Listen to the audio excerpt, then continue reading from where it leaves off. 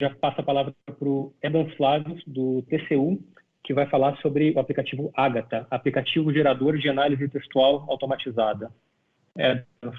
Pode tocar daí. Obrigado, Thiago. Você me ouve bem? Sim, escuto muito bem. Perfeito. Eu vou compartilhar aqui a apresentação.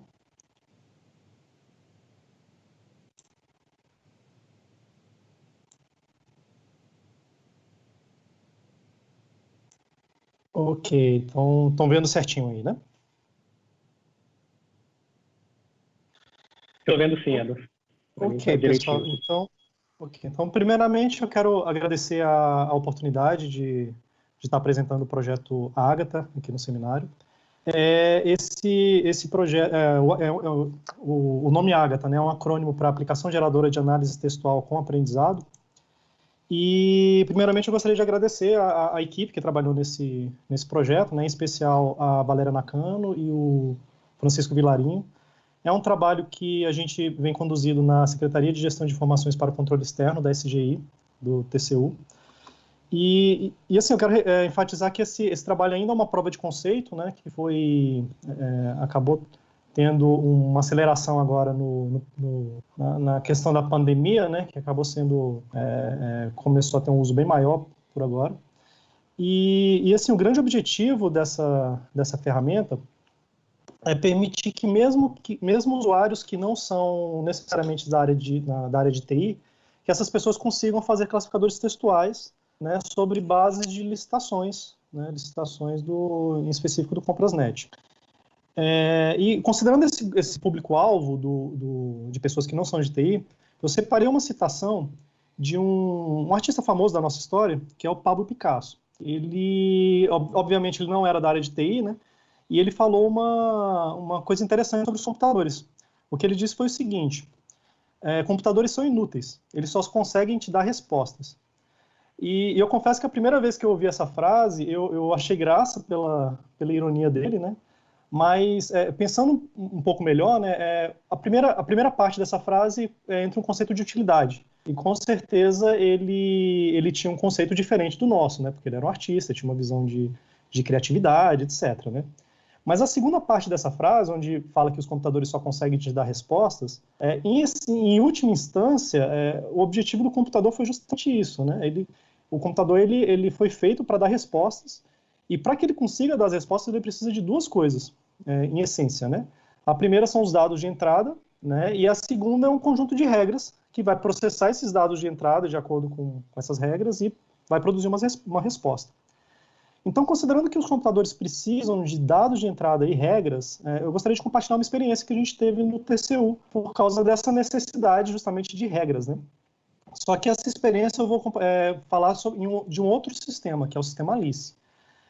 Alguns aqui devem conhecer, mas para quem não conhece, o Alice é um sistema que realiza análise de licitações editais com o fim de obter indícios de regularidade. Né? É um projeto que envolve inúmeros parceiros, entre eles a CGU e vários tribunais de contas, que hoje já mandam as licitações para esse sistema. Né? Esse projeto com os tribunais de contas a gente chama de Alice Nacional. E o Alice, o sistema Alice, ele possui várias análises internamente, né? Agrupadas em tipos diferentes. O primeiro tipo são as análises relacionadas com o aprendizado de máquina. A gente também tem análise relacionada com cruzamentos de dados com as outras bases que a gente tem no TCU. E a gente também tem análises relacionadas a expressões regulares. As expressões regulares, elas são regras que os computadores precisam, né? Nesse caso aqui, são regras que processam texto, né? E tentam encontrar algum padrão dentro de um texto. E a gente começou uma experiência no TCU, não só no TCU, mas também com alguns parceiros nossos, com os tribunais de contas dos estados e municípios, para a gente tentar aumentar o número de regras que a gente tinha no sistema Alice, né, em especial as regras com expressões regulares. E a gente pegou pessoas da área de negócio para desenvolver essas expressões regulares. Só que a gente acabou tendo uma experiência não muito bem sucedida nesse aspecto, por dois motivos. Primeiro, que as pessoas da área de negócio, para escreverem expressões regulares, por mais que elas tenham tido um pequeno treinamento, né, muitas delas não tinham conhecimento muito aprofundado de TI, e aí acabava tendo dificuldade em escrever as próprias expressões, as próprias regras. E as pessoas que tinham o conhecimento de TI, elas eventualmente se esbarravam justamente na dificuldade de se construir análises baseadas em expressões regulares. E ninguém mais apropriado para falar disso, né, sobre essa questão de criação de tipologias com expressões regulares, do que a Valéria Nakano, né, que é a minha colega que trabalhou intensamente no refinamento das análises do Alice. Né? Ela com certeza levou algumas semanas ou até meses para conseguir calibrar de maneira a ter um resultado satisfatório. Então a gente viu o seguinte, bom, ir para expressões regulares é um pouco complexo. Né? Então a gente começou a tentar adotar alguma ideia com o aprendizado de máquina. E como que funciona o aprendizado de máquina em linhas gerais? Né? Aqui eu coloquei uma figura onde a gente tem várias V e X, né? Os Vs e X, onde indicam licitações, onde tem X é que foi encontrado um determinado tipo de indício de regularidade. Então, como que funciona, a grosso modo, o treinamento, né, de um algoritmo com aprendizado de máquina? A gente pega um algoritmo, né, seleciona uma parte aqui para treinamento, ele vai tentar encontrar os padrões daqueles documentos, vai gerar um modelo matemático, um modelo estatístico, que vai ser testado com o restante dos dados e a gente vai encontrar, por exemplo, uma acurácia digamos, por exemplo, de 85%. Então, nesse caso aqui, os computadores eles estão dando respostas, né, só que com respostas com uma certa incerteza. Mas vamos supor que essa incerteza seja tranquilo para o nosso problema de negócio. Então, a gente coloca isso em produção. Então, quando chegar novas licitações, a gente aplica esse modelo e o modelo vai identificar onde tem os indícios de irregularidade. Você quer um mundo ideal, bem simplista. Beleza, vamos então tentar aplicar esse mundo ideal numa nova análise. Então, o que a gente faz? A gente pega uma amostra de, sei lá, 100 licitações, entrega lá na mesa do auditor, e ele vai falar, nossa, gente, eu não tenho tempo para ficar olhando para ver o que tem disso de irregularidade e o que não tem. Né? Então, a gente viu assim, opa, não vai funcionar por aí. Porque nesse caso aqui, os computadores estão precisando dos dados, né? E para produzir os dados, a gente depende da mão de obra da área de negócio.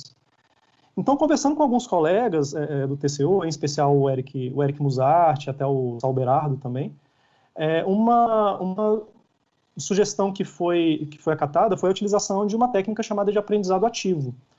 O aprendizado ativo é um método que usa os algoritmos de aprendizado de máquina de uma maneira diferente. Em vez de utilizar ele só lá no final, quando todos os dados já estão rotulados pelo usuário, no aprendizado ativo, o algoritmo é utilizado desde o começo do processamento. Né? Então, enquanto o usuário está fazendo as suas primeiras rotulagens, o próprio algoritmo ele já está aprendendo e auxiliando o usuário nesse processo. E uma das formas de conseguir fazer isso é o que eu ilustrei aqui agora. A gente tem aqui, por exemplo, uma auditora que vai fazer essa nova análise. O algoritmo ele vai escolher um item aleatoriamente, inicialmente, né? E o auditor vai falar que esse item não tem irregularidade.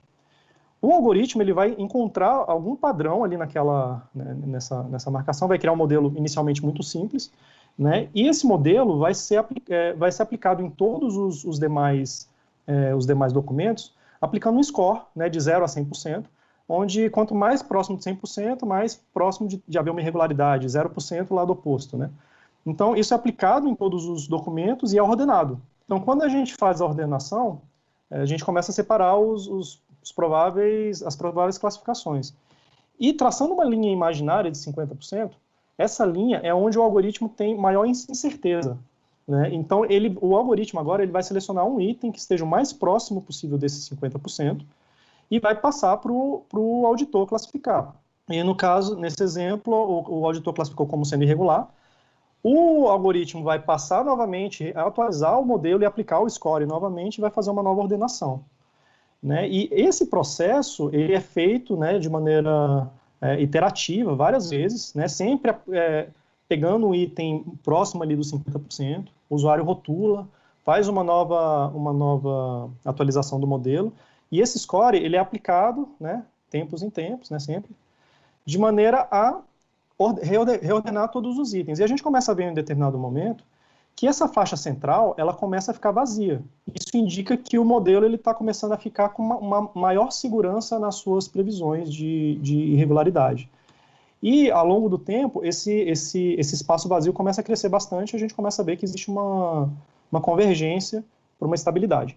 né? Então, a ideia geral do aprendizado o aprendizado ativo é essa, é utilizar o entendimento justamente para acelerar esse processo.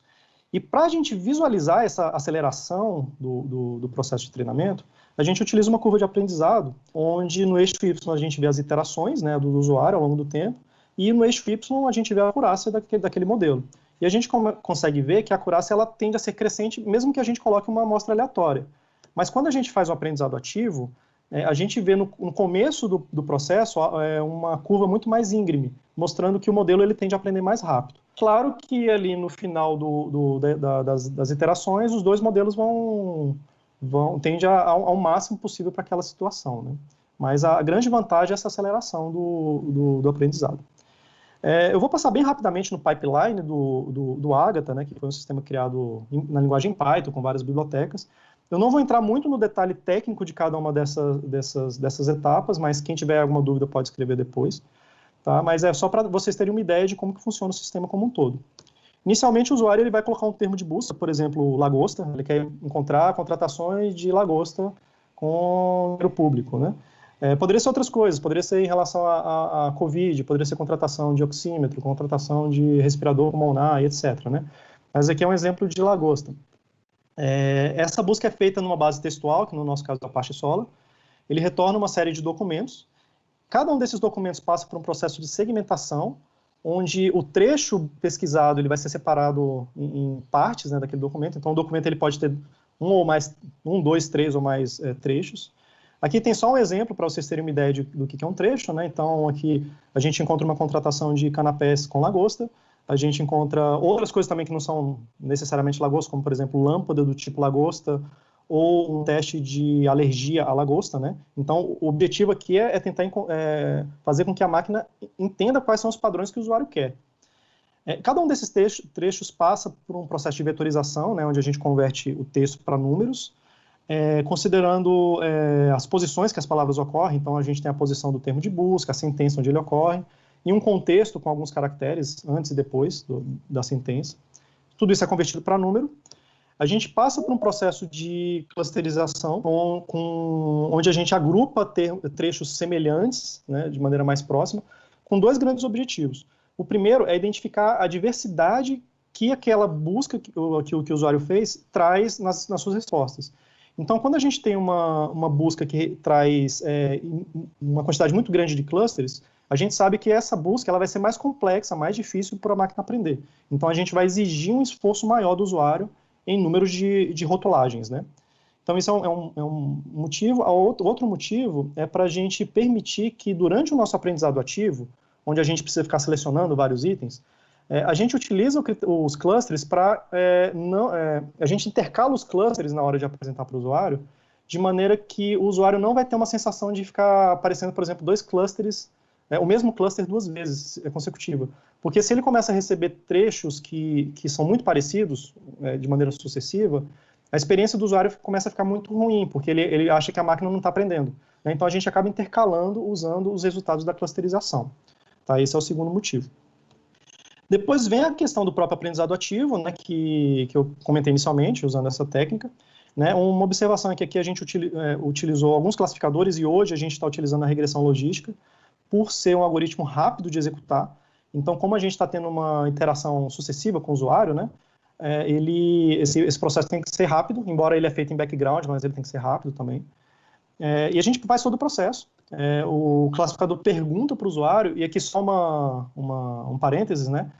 No começo a gente estava falando que os computadores só dão perguntas, né? Agora, desculpa, no começo a gente estava falando que os computadores só dão respostas, e agora o computador também está dando perguntas para o usuário, né? E o usuário começa a responder com uma classificação binária. Isso entra na base, é retreinado várias vezes, né? Então, aquele mecanismo que eu expliquei no início da apresentação. Uma coisa que eu quero enfatizar aqui, e dar o crédito todo para a Valéria Nakano, é que a Valéria ela bolou um mecanismo de gamificação nesse processo, porque a gente precisava informar para o usuário o progresso que ele estava tendo. E a ideia que ela teve foi o seguinte: vamos passar esse progresso através de pedrinhas, através de ágatas. Né? Então, o grande objetivo do usuário, né, ou do jogador, no caso, é conseguir 3 ágatas. né? Quando ele consegue 3 ágatas é porque o treinamento foi foi satisfatório, né? E essa consideração do progresso, ele considera dois aspectos, a incerteza que o classificador tem e o número de clusters que foi coberto por pelo menos uma rotulagem do usuário. E o que a gente observou é que com esse processo de gamificação, que é relativamente simples de bolar, né, a gente teve engajamento dos usuários, porque os usuários começam a ter uma vontade maior de conquistar ali as 3 ágatas, né? Foi uma coisa que a gente achou bem interessante.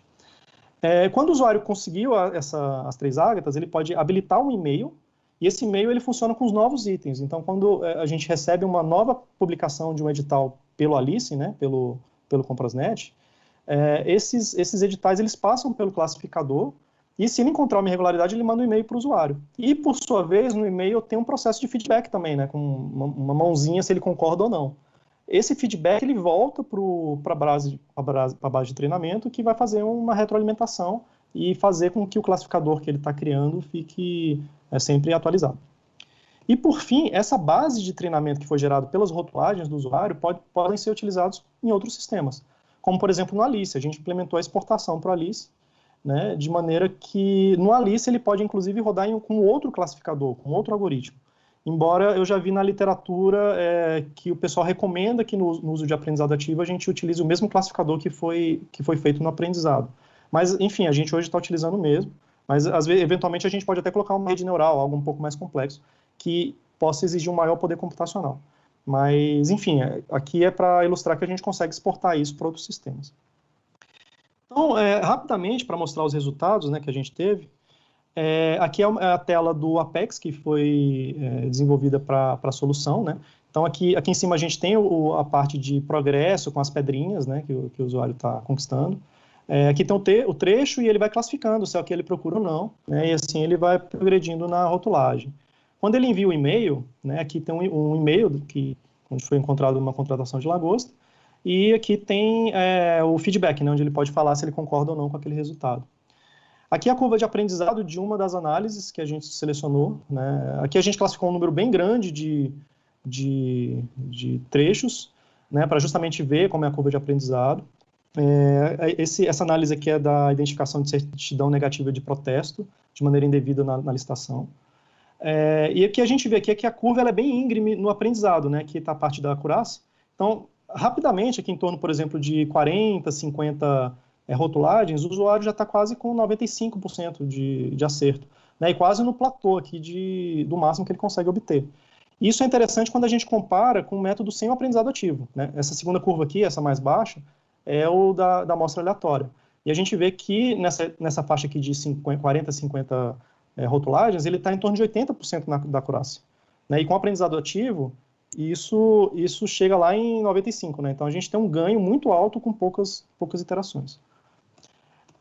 Aqui é só uma animação dessa mesma análise que a gente desenvolveu, né?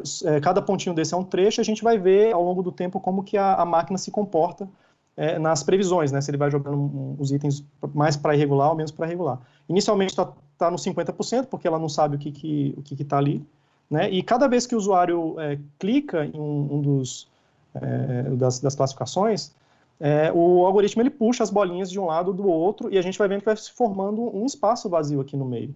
E, eventualmente, ele se perde novamente, às vezes as bolinhas voltam para o meio, porque ele encontrou um termo que ele não conhecia, então ele volta a ter que reaprender e tal. Mas, ao longo do tempo, a gente vai vendo que isso vai convergindo e ele entra numa estabilidade.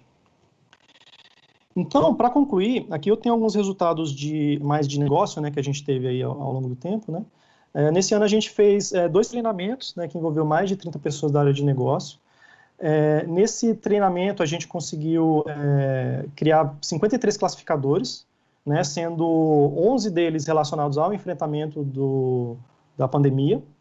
8 deles foi relacionado ao projeto do Alice Nacional com os tribunais de contas, né, então eles mesmos desenvolveram.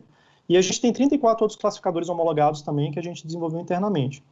E utilizando tanto esses classificadores, né, esses e-mails que são disparados pelo Ágata, como até resultados do Alice e de outros sistemas que a gente utilizou, né, a gente teve um resultado de ter 33 processos autuados relacionados com indícios de irregularidade nesse período de pandemia, né, coisa que envolveu mais de 280 milhões de materialidade. Então é isso que eu gostaria de apresentar de resultado. E só como título de curiosidade, eu coloquei aqui uma imagem, sendo que essa imagem aqui ela não é uma obra do Pablo Picasso. Na verdade, ela é um resultado de uma rede neural que criou a partir de uma imagem de origem, ele criou uma imagem com estilo copiado do Pablo Picasso de um outro quadro. Então aqui a gente poderia até levantar um debate sobre se os computadores eles realmente só podem dar respostas, ou se ele eventualmente pode dar perguntas com aprendizado ativo, né, ou se ele realmente tem alguma capacidade de inteligência ou criatividade. Mas, independente da resposta, que eu mesmo não sei dizer, mas uma coisa que eu tenho certeza é que a gente consegue utilizar técnicas e tecnologias que existem, né, para criar coisas úteis para o nosso trabalho e, em última instância, também coisas úteis para a nossa sociedade. Então, agradeço pela oportunidade. Muito obrigado. Eu vou mesclar aqui uma pergunta do Eric Hans e do Sérgio Trader. Qual algoritmo vocês usaram para clusterizar? E se vocês fizeram random restarts para melhorar os clusters? E qual métrica de distância que vocês usaram na clusterização do Agatha? Bom, a clusterização que a gente usou foi a clusterização hierárquica, né? Então, basicamente, foi algumas funções da biblioteca SciPy que a gente usou, né? Com linkage fcluster. Então, para fazer a clusterização, a gente primeiro constrói uma matriz N por N, né, mostrando qual a distância de cada item contra todos os itens. Esse processo ele acaba sendo custoso, né, porque é quadrático, né, você acaba tendo que fazer uma matriz grande. E a gente, para calcular a distância, a gente usou a métrica de Jacquard, né? Então, a gente pega o vetor, né, de cada trecho e faz o Jacquard dele para saber o quão parecido que os dois são. Depois que faz essa matriz, aí passa pelas outras funções, onde ele vai meio que construir o dendograma, né, de baixo para cima, e o único parâmetro que a gente fornece é o corte, é qual o tamanho, a distância máxima permitida em cada cluster, né, no modo completo, né. Então, todos os itens dentro do cluster, o que eu defini lá não pode ter uma distância maior do que 0.2.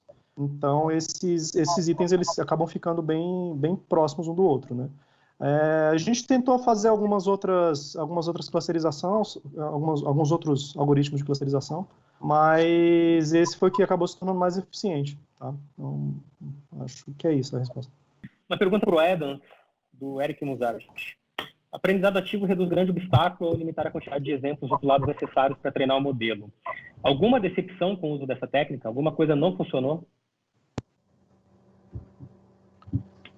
Bom, em relação à técnica de aprendizado ativo em si, não, eu diria que ela foi bem satisfatória assim, em vários aspectos. Algumas dificuldades que a gente teve, na verdade, foi inerente à própria análise que estava sendo construída, né? Por exemplo, a gente teve uma determinada análise que mesmo que a gente fizesse uma amostra grande de registros, né, ela não tinha um resultado muito bom. Então, assim, a gente tinha uma acurácia de 80%, algo do tipo.